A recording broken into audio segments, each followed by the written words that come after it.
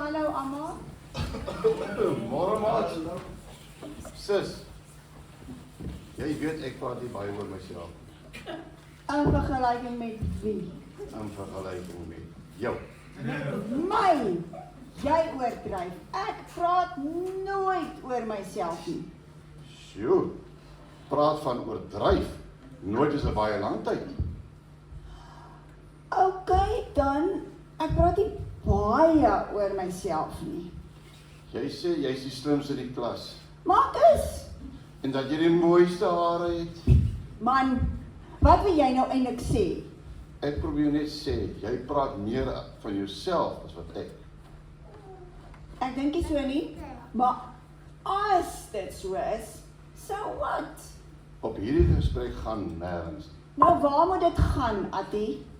Ek wil iets van myself vertel. O nou, kom sê jy nie net so nie. Ek wil net seker maak dat jy op dieselfde ander is as wat ek is. Jy weet dat ek elke dag oefen. Ja, ek sien jy so nou en dan 'n push-up doen of iets. Ek wil net sê, ek dink ek werk baie hard. Dink jy dit werk? Ek dink ek word baie sterk. En hoekom sê jy so? Jy weet om Jan het 'n boot. Ja, ek hoor dit elke Saterdag as hy sy engine skoonmaak, dan brul daai engines die hele dag. Ja, dit is nog wel 'n baie mooi geluid daai. Ag nee, Attie, dis 'n lawaai. In 'n geval, ek wil net hê en vir jou sê dat hy was by die slip gewees. Het hy gegly? Waarvan praat jy? Jy het gesê hy het geslip. Jy is snaaks. 'n Slip is waar jy die boot van die see af op die treiler sit. Ja man, ek weet dit, ek toets jou net. Wel, ek het hom gevra of hom kan help om die boot op die waantjie te kry. Ja, en kon jy hom help? Sis, die laaste paar meter was die boot op die sand en dit was maklik geweest. Het jy alleen gestoot? Ja, ek het gesukkel, maar ek het die boot op die trailer gekry. Maar het oom Jan nie 'n winch nie? 'n Winch? Ja, daai motor wat 'n boot in te trol op die waantjie, dit hak so voor aan die boot. Ja, hy het so iets wat voor in die boot vasmaak, maar jy moet nog steeds stoot. Ag, Attie, 'n winch doen al die werk. Ek het dit al gesien. Is nie, om Jan sê ek het baie sterk geword. Ag, Attie, 'n winch kan groter goed as 'n boot soos oom Jansen intrek. Hy het jou nie nodig gehad nie, man. Ek weet nie of jy reg is nie, sis. Ek kon voel hoe harder ek stoot, hoe vinniger gaan die boot. Ai, Attie, jy is miskien nie baie sterk nie, maar ek, of jy is miskien sterk, maar ek weet nie van slim nie. Sis, ek gaan hom maar aan. Nou wat gaan jy nou doen?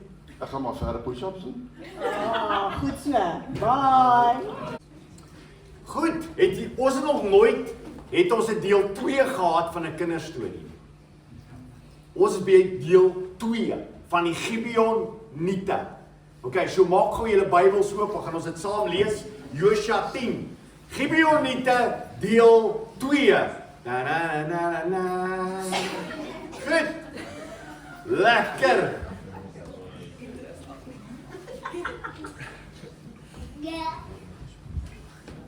Onthou julle altyd daai reekse wat ons gekyk het? Dit was altyd so nice reeks, ja. Dis reg, verjaarsdag, ek het die verjaarsdag vergeet. Ek is so te mekaar se hoender. Verjaarsdag, wie staan almal verjaarsdag? Dinsdag. Dinsdag verjaar Lia. Wie staan nog wat verjaar hierdie week? Baie geluk.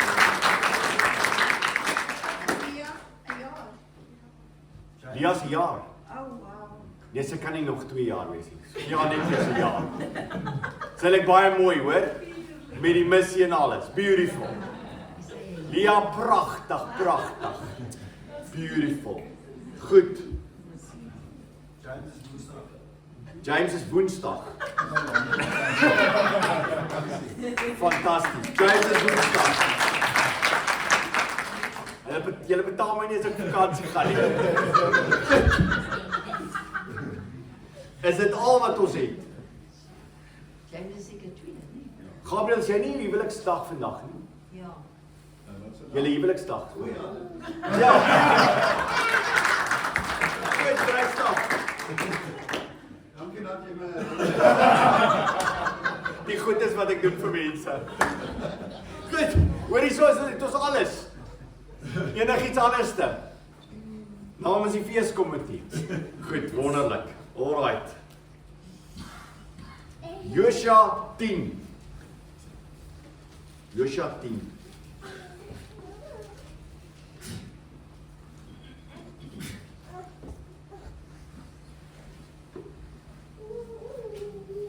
Kom ons luister na hierdie gedeelte, vers 1.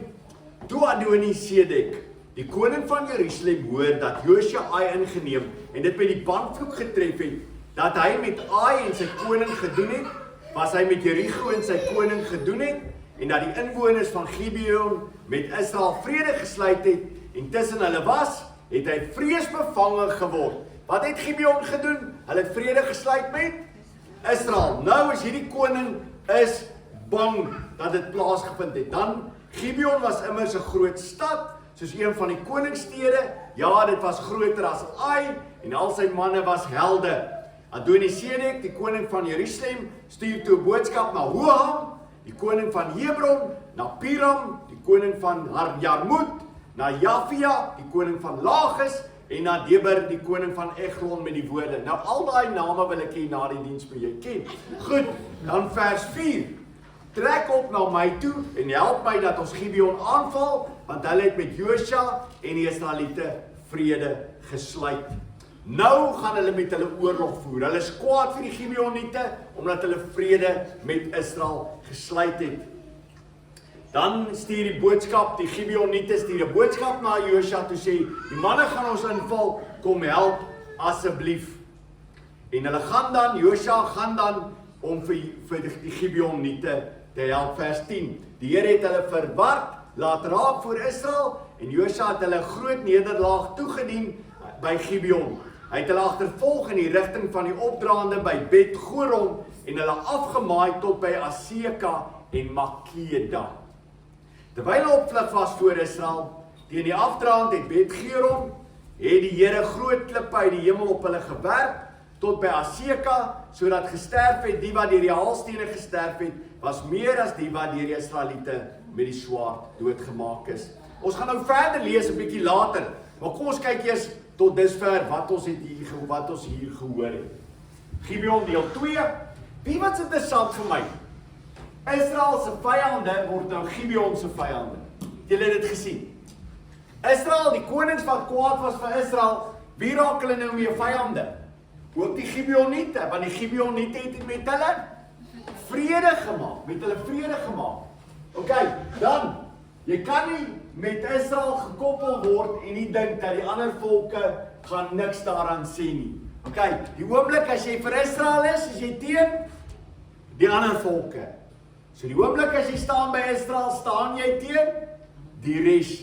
Nou ek weet ek het vir julle gevra om 'n bietjie vir my aan te teken, trek soos wat 'n span julle is.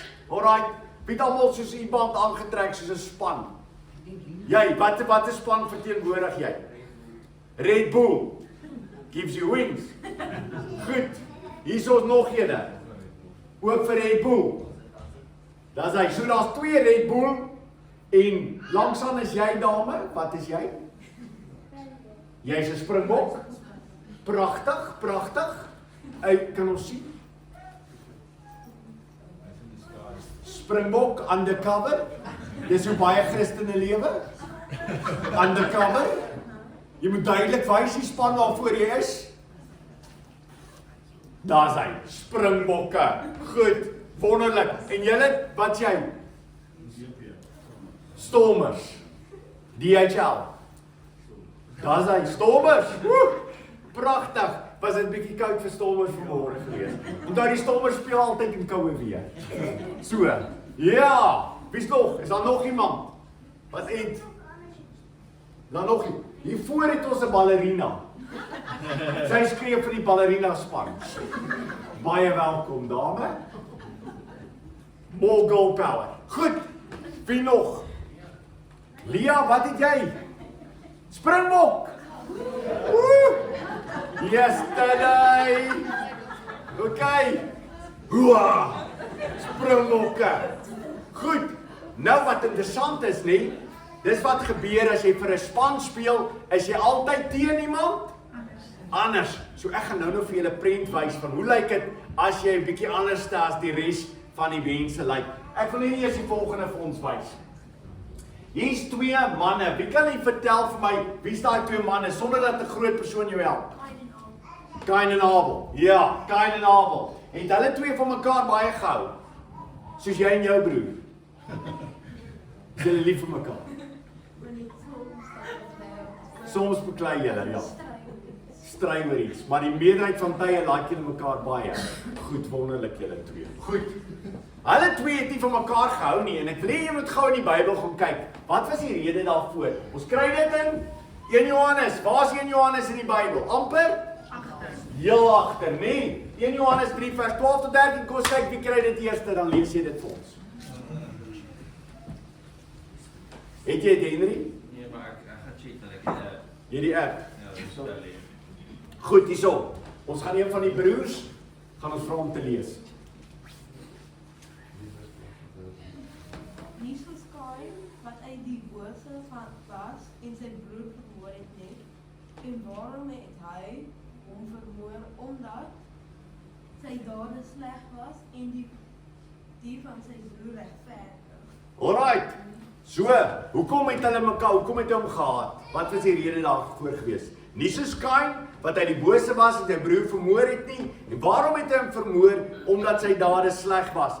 Kain se dade was sleg gewees. En sy broer was regverdig gewees. Goed, en dan sê hy, moenie verbaas wees die broers, as die wêreld julle haat. So wat gaan die teken wees van die wêreld teenoor die gelowige? Gaan die wêreld vir ons lief wees? Die wêreld gaan jou haat. Hoekom? Omdat jou dade is regverdig en sy dade is boos. Kyk, so dis baie duidelik dat die Bybel vir ons sê, daar sal altyd wees mense wat nie van jou gaan hou nie, omdat jy 'n kind van die Here is. Nou kom ek sê gou vir jou, as jy undercover is, so sekere mense, wat ek nie name sal noem nie, nee, en jy wys vir niemand, dat jy skree vir Jesus Christus, dat jy vir hom lewe, en dat jy praat oor hom nie, gaan mense jou vervolg? Nee, hulle gaan jou nie vervolg nie. Wanneer vervolg hulle jou? As jy die Here se naam bely met hulle, praat oor die Here en vertel, dit is wat God sê, wat reg is, en dit is wat verkeerd is. Goed, dis wanneer dit sal gebeur. Kom ons kyk na hierdie teksvers, volgende een. Johannes 15 vers 18. As die wêreld julle haat, moet julle weet dat hy my, wie sien my?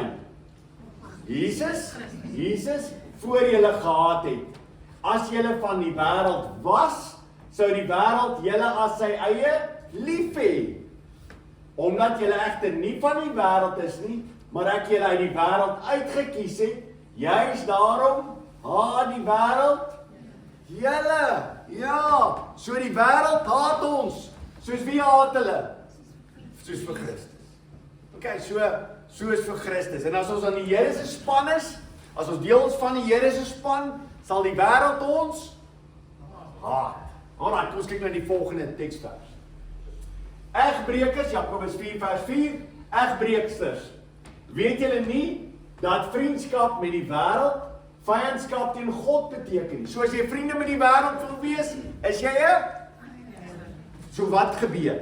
Die Gibeoniete kies vir Israel. Die oomblik toe hulle vir Israel kies, raak hulle vyande van al die ander. Die oomblik as ons vir die Here kies en vir hom lewe, raak ons vyande van die wêreld, nie? Met die wêreld vyandskap teen God beteken. So, as ons vir die wêreld van hulle hou, dan kies ons teen die Here. Die oomblik as jy vir die wêreld kies en jy hou van wat die wêreld vir jou gee en jy wil graag inpas by die wêreld en jy wil hê die wêreld moet jou lief hê, dan sê die Bybel, dan kies jy teen God. Okay. Wie ook al 'n vriend van die wêreld wil wees, maak homself 'n vyand van God. Alraai, kom ek wys julle die volgende. Dis die rooi span teen die blou span die dag by die sportbyeenkoms. En die blou span is besig om te wen. Lyk dit vir julle of die rooi span baie gelukkig is? Maar daar's 2 mense wat daar sit by die rooi span. Hulle het ongelukkig die verkeerde plek gekies om te sit. Ons kan hom noem oom Koos. En hierdie persoon kan ons noem wie? Draadsitter, ja. Goed. Nou wat gebeur is, kan jy sien, wat sien hy? Hy sien dat die res van die mense kwaad is. So wat dink hy? Hierdie ou rooi hemp daar en hy sê, trek hom aan. As jy hier sit, trek jou aan. As jy hier by ons is, skree jy rooi. En wat doen hy? Hy trek sy hemp. Hy sê hier is dit veiliger om rooi te wees. Ja, maar dit is baie keer in die wêreld ook. Is die wêreld meer as die gelowiges? Baie meer, nee? Baie meer. Ons is altyd in die minderheid. En as ons in die minderheid is, wat gaan gebeur? Die wêreld wil hê jy moet stil bly. Jy moet niks sê nie. Jy moet doodstil bly. Daar as jy saam met mense bymekaar is, as jy by die skool is, dan wil almal hê jy moet doodstil bly, jy moet nie oor die Here praat nie. En dis wat ou draadsitter, wees nou al Piet. Dis Jan. Dit was Jan, nou is hy al Piet. Goed, maar hy so draadsitter dat hy toe sy naam kan verander na Jan of Piet toe. Want jy weet, dis 'n draadsitter. 'n Draadsitter gee nie eintlik om wat jy hom noem nie, net so lank jy hom noem en met vrede. Alright, so dis wat gebeur, né? Hy is so bekommerd oor wat ander mense van hom sê. Goed, dit is die Gibeoniete. Die Gibeoniete sê, ons gee nie om nie, ons wil aan God se kant wees, ons wil aan Israel se kant wees, dis die sterkste span. Maak nie saak wat julle aan ons doen nie, ons kies vir God. Goed, kom ons kyk na die volgende. God sê, hy sal saam met Josua wees. Josua 10 vers 8. En die Here het aan Josua gesê, wees nie bevrees vir hulle nie, want ek gee hulle in jou hand, niemand van hulle sal voor jou stand hou. Goed, sou enigiemand vir Josua en sy manne kon wen? Maak nie saak hoeveel hulle is nie. Hierdie koning het 'n ander koning gekry, 'n ander koning gekry, 'n ander koning gekry, 'n ander koning gekry. Hulle is nou klomp konings bymekaar. En hulle dink, hoe groter hulle span is, gaan hulle vir Josua wen. Maar wie staan aan Josua se kant? Goed, God staan aan sy kant.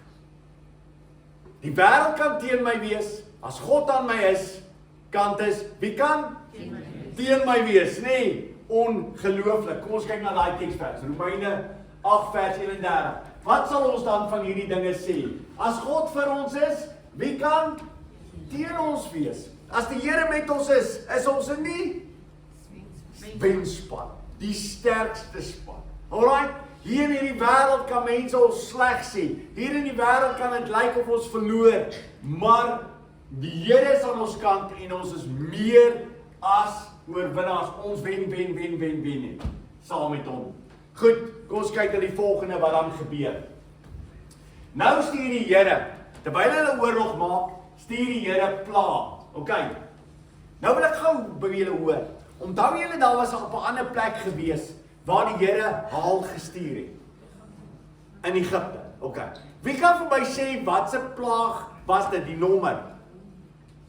7. Okay. Kan een van julle vir my die res van die plaag noem? Wie kan begin by nommer 1? Water en bloed. 2. Paddas. 3. Muggies. 4. Steekvliee of muskiete hang af van die vertaling. Goed. 5. Pes onder die vee. 6. Sweer aan die mense. Wat gebeur dan? Die sweer lyk soos haal wat in jou geslaan het. Wat is dan? 8. Springkane. 9. Donkerte. 10. Eersgeborenes. Baie dankie vir almal wat saam gepraat het. Great stuff. Dis wonderlik. Goed. So die 7de plaag wat die Here gestuur het, was dieselfde gewees. Dit was die haal gewees wat die Here gestuur het op hierdie mense. Wat die interessante van die haal is, julle gaan nou sien, die haal was amazing gewees. Die Bybel praat van dit was soos groot stene gewees. So ek het vanmôre iets saamgebring. Wat noem hulle dit? Baksteen. Weet jy baie interessant en net terloops. Hulle doen dit altyd. Het op 'n stadium het jy 'n liter roomys gekry as jy gaan koop. Toe word dit 800 milliliter, maar jy betaal dieselfde. Daar's altyd 'n verandering wat plaasvind en jy verloor en dit raak net minder. Daar was tye gewees wat ek 'n bakstene gekoop het en dit was 'n volle baksteen. Nou kry ek bakstene en is nie meer volle bakstene nie. Wat het hulle met daai gedoen? Ek dink die hele tyd by myself, wat moes hulle met daai gedoen? Wat het hulle met my deel gedoen? Kan jy dit dink? Hulle het my dele uitgeboor en wat het hulle met daai dele gedoen? Het hulle nog 'n baksteen daarmee gemaak? Niemand weet nie. Hulle het hom definitief nie hard gemaak nie, want wat gaan hulle met daai ronde goedjies doen? Dis waaroor ek wonder baie keer aande. Ek leen wonder oor wat doen hulle met my bakstene. Goed, so, maar wat gebeur met die haal is, die Bybel sê die haal was so groot soos stene, soos groot stene. Nou, as jy gaan kyk wat oral in die Bybel stene gebruik word, en die Bybel sê, groot stene moet jy weet, dis groot stene. Het jy al ooit gedink, wie van julle het al haal beleef? Ok, julle kom definitief van Transvaal omgewing af gewees op stadium. Hier by ons, val die haal. Dan sê mense, daar's haal! Dan denk ek myself, haal? As jy in Johannesburg gebly het, en iemand sê daar's haal, en jou kar is buite, dan los jy hom. Dis net te seer. Die versekering sal betaal. As jy nie verseker haal jy hartjie.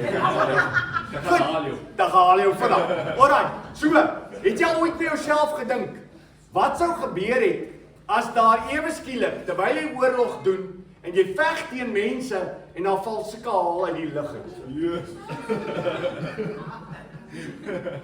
Wat doen jy in 'n oop veld? Met hierdie haal?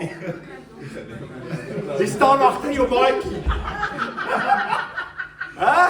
Hoe kom jy weg? Het jy hoe daaroor gedink?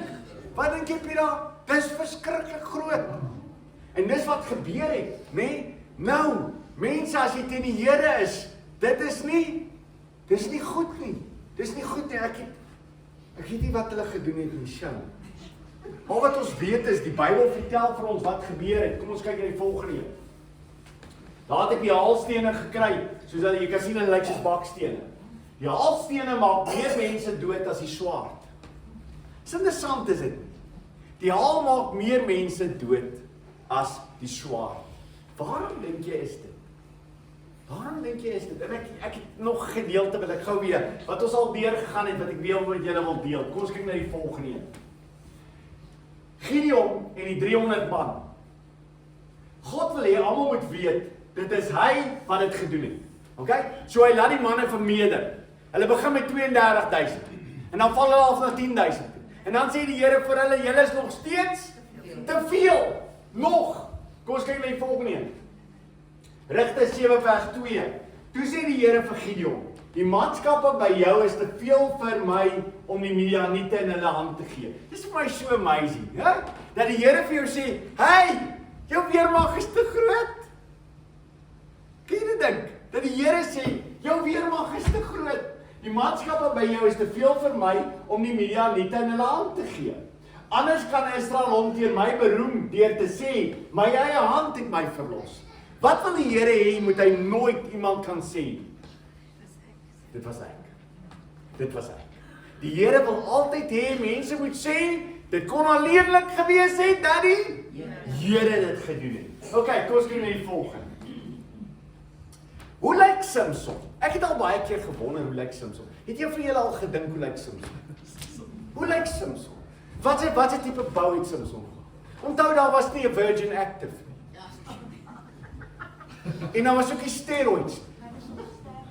Vandag het mense steroids en hulle het 'n Virgin Active en hulle kan stap met hierdie lads.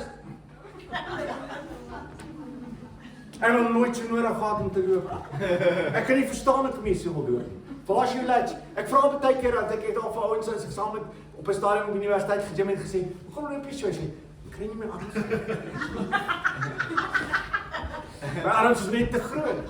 Okay, so ek doen baie keer as iemand praat van Samson, het met mense idee, miskien nou Samson. Nou Samson was 'n groot man. As ou Samson so stap, as hy sê, sy klere het nie gewerk nie, want as hy so gemaak het, dan steur die klere. Nee, so sterk is hierdie man. So kom ons kyk gou hierso. Haal Samson. Dis reg. Hæ? Lyk hy vir julle amazing? Al wat daar verskil is die hare, nie die hare. As ek hare gehad het, was ons al twee dieselfde gelyk. Goed, ja, dis baie keer hoe mense dink. Hulle dink, Samson moes 'n reuse figuur gewees het. Alright, kom ons kyk die volgende. Wat van hom? Sien ons twee lyk glad nie. Wat van hom? Hy's 'n gewone Jood. Gewone man. Wat van hom? Lyk hy so Samson? Het jy in jou gedagtes as jy aan Samson dink, dink jy aan hom? Nee. Niemand vir julle nie. Jy dink aan die vorige. Ja, kom ons kyk die volgende. Alright. Die vraag wat die Bybel vra, wat mense vra in Samson se tyd was die volgende. Samson, waar kom jou krag vandaan? Nou dis die tipe ou wat ek nie dit sal vra voor nie. Niemand het al ooit gewonder of waar kom jou krag vandaan nie. Ek kan sien maar. Is dit nie? Jy kyk daarmee, jy kyk na sy arms en sê, dis waar sy krag vandaan kom. Alright, so. Vir hom sal ek vra. Waar kom jy krag vandaan? Is hy nie die tipe ou wat jy sal vra? En waar kom jou krag vandaan nie? Imagine hy vat 'n donkie se skedel en hy slaat 1000 man dood. Of hy vat pilare en hy trek dit op. Of hy vat die hek van die stad, dra dit op sy rug en dan gat hy. Jy sien hierdie ou? Gat hy oor teen die muur uit. Jy kyk na hom en jy vra vir jouself, waar kom jou krag vandaan? Maar as hy dit gedoen het en niemand het gevra nie. Kyk, hulle weet. Dis die interessante van hierdie verhaal waaroor ek gedink het al, is wat mense sê. Waar kom jou krag vandaan? Kom ons kyk die volgende een. 2 Korintiërs 4 vers 7 vertel van elke gelowige. Maar ons het hierdie skat in herdekruike, sodat die voortreffelikheid van die krag van God mag wees en nie uit ons nie. Ons, as mense na ons kyk, wat moet hulle sien? Die Here. As hulle na jou kyk en sien, Samson, waar kom jou krag vandaan? Dan weet dit, daar is fout. Dit gaan nie oor wie ek is nie, maar wie hy is.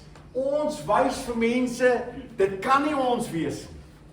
Mense moet na jou kyk en sien hoe jy lewe en sê, dit kan nie jy wees nie. Hoe is dit moontlik? En dat jy kan sê, dit is God wat dit moontlik maak.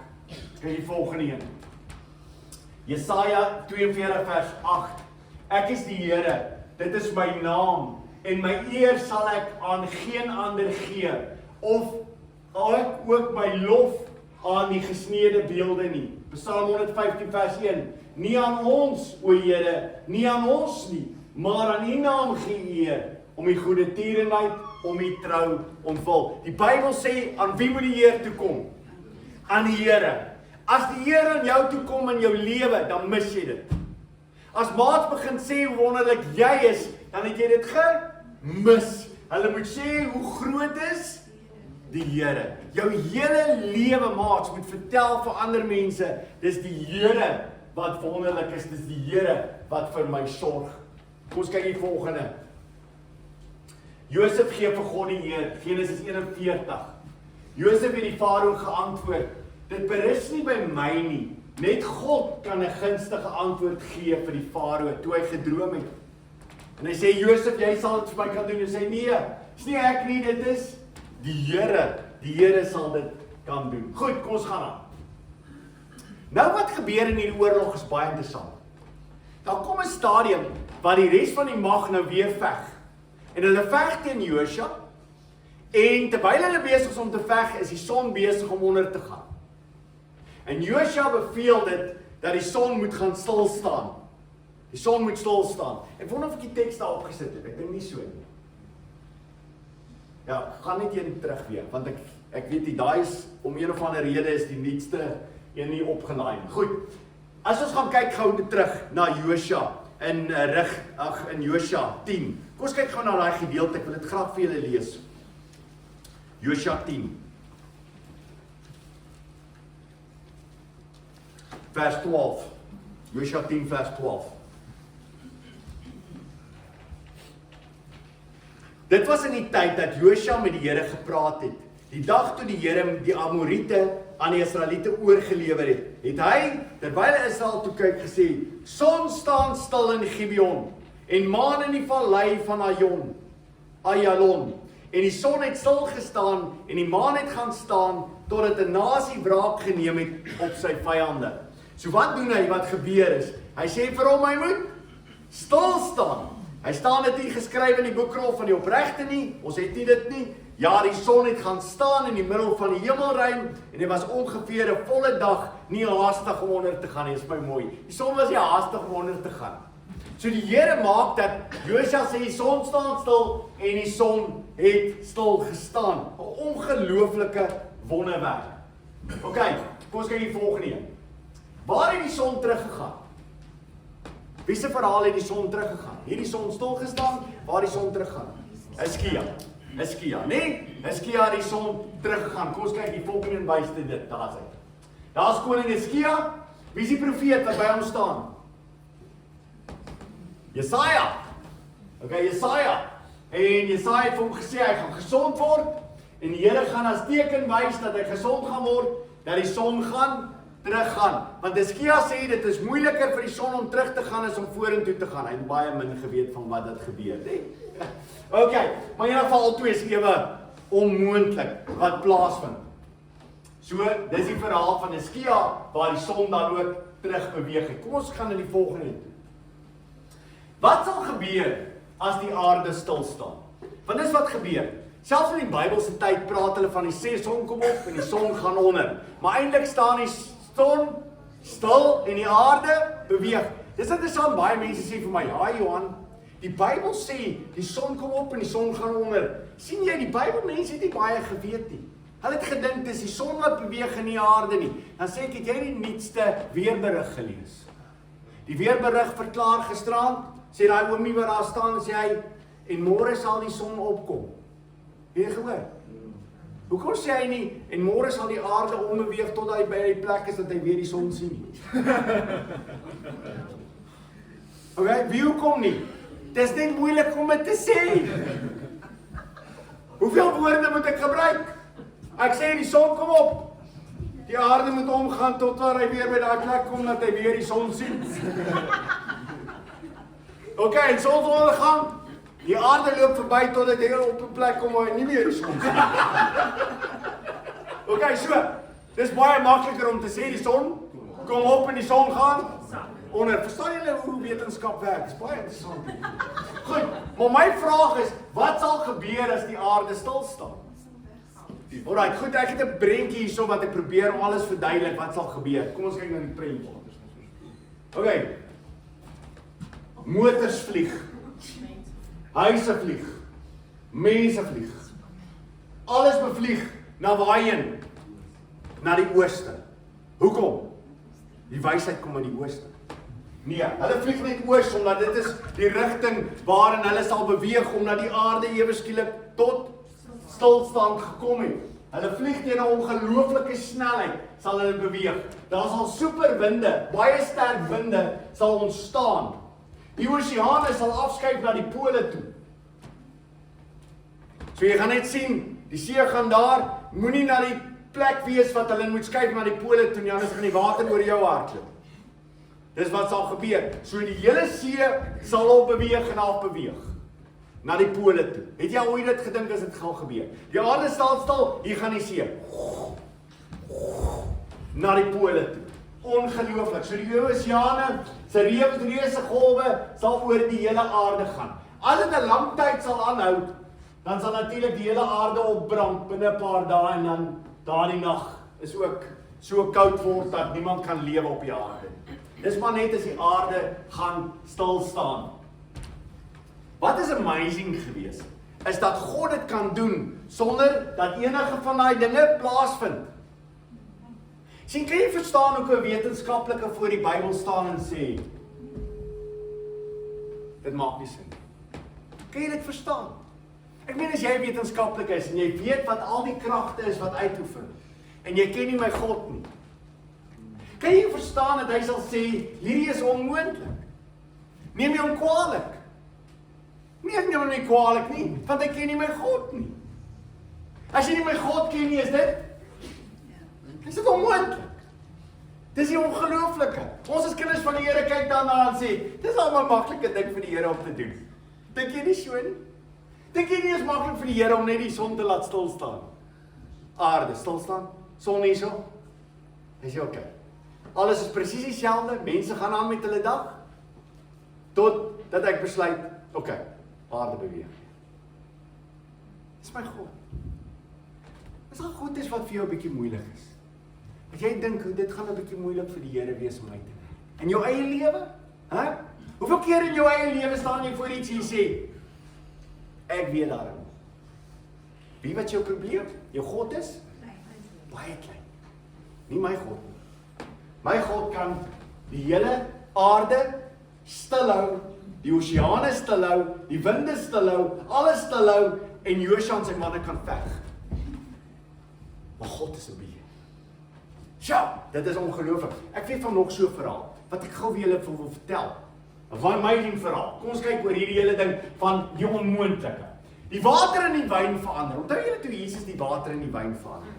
Nou ek weet meeste van julle is nie boere nie, so let op in die klas. Ek wil julle graag iets vertel, want meeste van julle die water wat in die wyn verander word, verstaan julle nie die volle prentjie. Ek wil julle die volle prentjie verstel. OK, kom ons begin. Les 1. Wat het ons nodig vir druiwe? Wingerd. Julle is besig om te ver vooruit te gaan. Mense, jy moet dink oor hierdie goeders. Grond en water. OK, en wat het jy nog nodig? Sit die volgende. 'n Put. Maar nou die interessante is, waar kry jy die put? Van die drywer. Dis die probleem altyd. So jy moet die drywer om die put hê. Nou jy nie die drywer nie, maar jy soek die put. Jy geweet wat mense, baie slim mense in die universiteit. Daar was 'n professor op 'n stadium wat gesê het, hy sal die put kan maak net soos wat hy nou is, met al die goeders binne in hom, net soos die put nou is. Maar hy sê hy sal nie groei. Nee, is interessant, nie? So waar kom die lewe vandaan in die put? Van God af. So nou het ons 'n dilemma. Ons het 'n dilemma, ons weet nie waar die putte kom nie. So wie moet ons vra vir die putte? Vir God vra vir die putte. Want ons kan nie die putte kry nie, want ons kan nie die wingerd kry nie. Alraai, so die Here gee vir ons die putte. Hy het die skepping gemaak, hy gee vir ons die putte. Wat het ons dan nodig? Kom ons kyk na die volgende. Ons het grond nodig en ons het water nodig en ons het nodig dat die plant groei. OK. So wat is elkeen van daardie dinge wat daar is? Is 'n wonderwerk. Dit is 'n wonderwerk. Want waar kry jy die water vandaan? Waar kry jy die grond vandaan? Waar kry jy dat hy kan ontkiem en hy kan groei? Dit is 'n wonderwerk. OK. Nou, ons is op pad na waarheen? Die water in die wyn. Ons is nou by stap 2. Ons het begin met die putte. Ons het die grond gekry, die water gekry en die plantjie begin. Dit gaan 'n lang dag raak bly. Ons gaan voort. OK, so dis wat ons eers doen. Nou, terwyl ons dit doen, kom ons gaan die volgende ene toe gaan ek vir ons sê. Alraai. Nou hier kom die wingerdloetjies aan. Hulle is geplant min of meer 1 tot 2 jaar terug. Hulle is nou al so groot. 2 jaar het verbygegaan. Hier ry die man op sy trekker met die loetjies. Wat gaan hy nou met hulle doen? Hy gaan hulle plant in die wingerd. Hy gaan nou die wingerd met hulle plant. So hoeveel jaar het nou verbygegaan? 2 jaar. Goed. Nou kom ons by die volgende. Daar's die wingerd. 3 tot 4 jaar later, so kom ons dink gou, hoeveel jaar het jy nou? Jy 2 jaar plus 4 jaar, 6 jaar. Daar is hy. Pragtige wingerd. Wat het jy nou nodig? Die regte seisoen en jy nodig om die blare moet uitkom. Kom ons gaan na die volgende een toe. Daar's die druiwe. 3 tot 5 maande later is daar druiwe. Nou trek ons al by 6 jaar en 5 maande.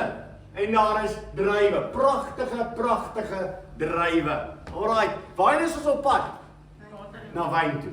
Goed, volgende stap. Daar is 'n paar mense besig om die wyn te trap. Hulle sê gooi die goedes in, ek weet nie hoekom dis hoekom ek nie wyn sal ooit gedrink het. Alright, so. Daar is die ding. Die drywe is daar so in en mense trap in. Ek sal altyd vir myself vra, het jy jou voete gehad? Wat het jy alles gedoen? Ek meen, daar's 'n ding van sanitary. Dit moet hom netjies wees, dit moet hom higiënies, is 'n verskriklike woord, maar dit moet hom skoon wees. Manne met hulle voete wat trap daar binnenkant, dit kan tot 'n vrou wees wat trap met haar voete, dis nie mooi nie. Okay, maar dis wat gebeur. Nou trap hulle dit en wat gebeur? Volgende een.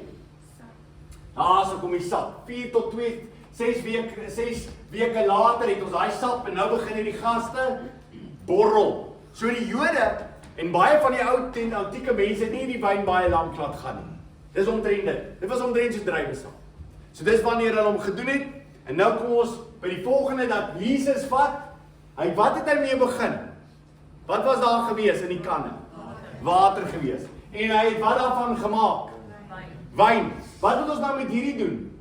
Ons moet dit nou, die sappies moet uitloop. En as ons dit het, moet ons dit in 'n glasvorm kan gooi. Dan moet ons dit vat na die bruilof toe. Daar by die bruilof moet ons die waterkanne omruil van die water na die wynkanne toe en dan het ons dit.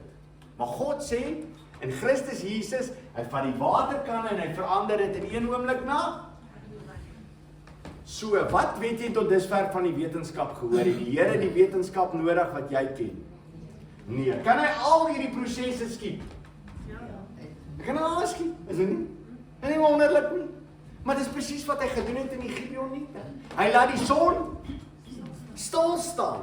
Hy laat die son stil staan, kan die son die aarde laat stil staan, kan die aarde stil staan en die son net daar is, kan die aarde stil staan? Onmoontlik. Dit kan nie gebeur. Dit is 'n onmoontlikheid.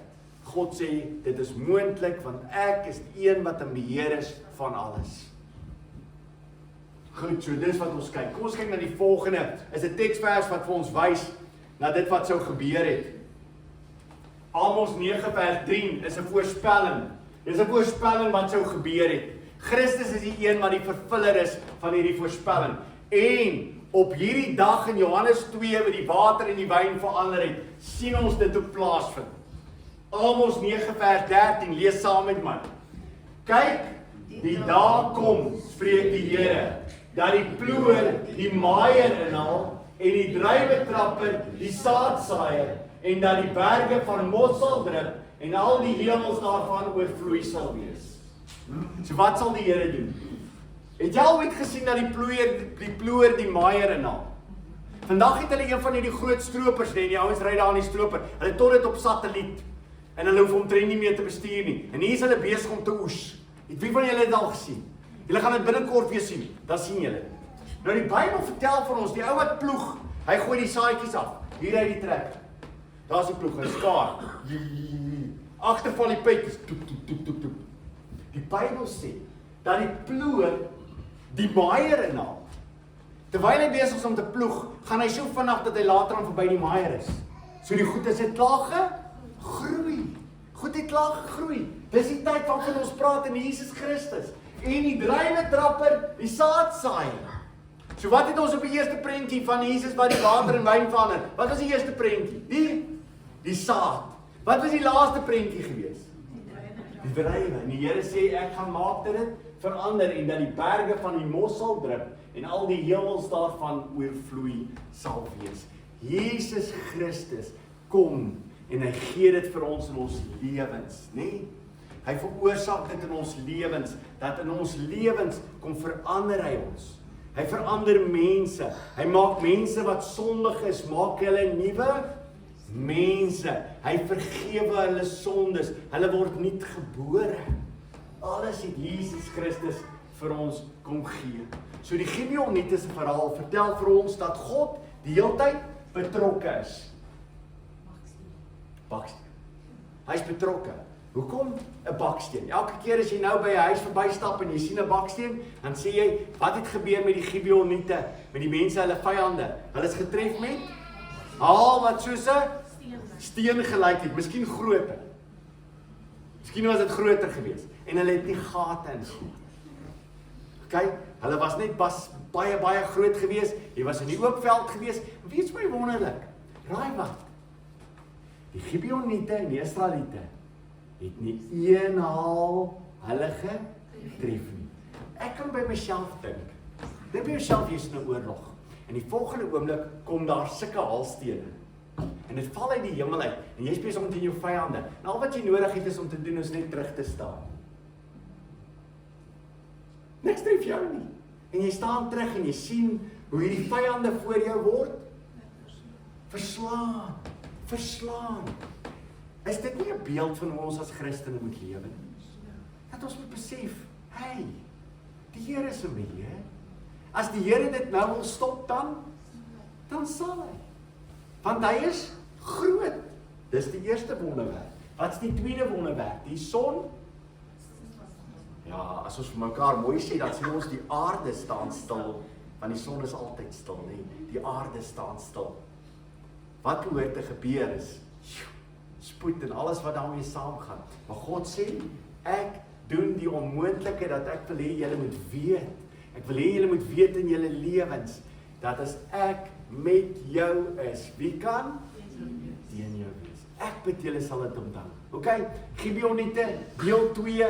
Waar het die son oral stil gestaan? Josua. Waar het die son teruggegaan? Hizkia.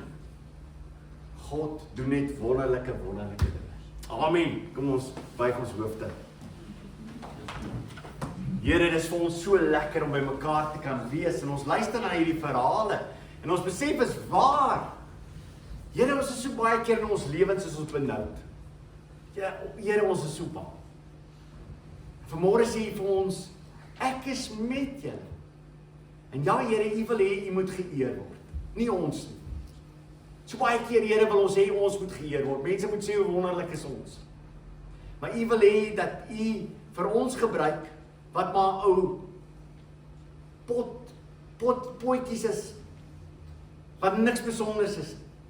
Sodat mense as hulle na ons kyk, moet hulle sê, jy moet 'n groot God hê, want dit kan nie jy wees. Ja, Here, u alleen moet geëer word. Dankie vir u liefde. Amen.